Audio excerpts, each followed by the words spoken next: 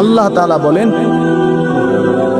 একটি চূড়ান্ত ভূমিকম্প আছে, যেই ভূমিকম্পটা যখন হবে তখন একসাথে আল্লাহর সৃষ্টি পুরাটা জমিন একসাথে ভূমিকম্প,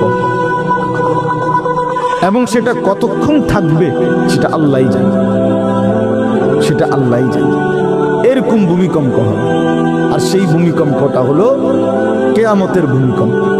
অর্থাৎ এই পৃথিবী ধ্বংস করার জন্য আল্লাহ তাআলা তার গোটা সৃষ্টি জগৎকে মৌত দিবেন।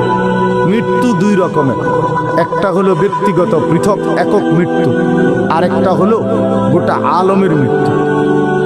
সবার যখন পৃথক মৃত্যু হয় তো এটারে বলে মৌত, আর গোটা পৃথিবীর যখন আল্লাহর সৃষ্টি সবটার যখন একসাথে মৃত্যু হবে সেটারে কয় কিয়ামত। সেটাই কিয়ামত, ওইটাও একটা মৃত্যু।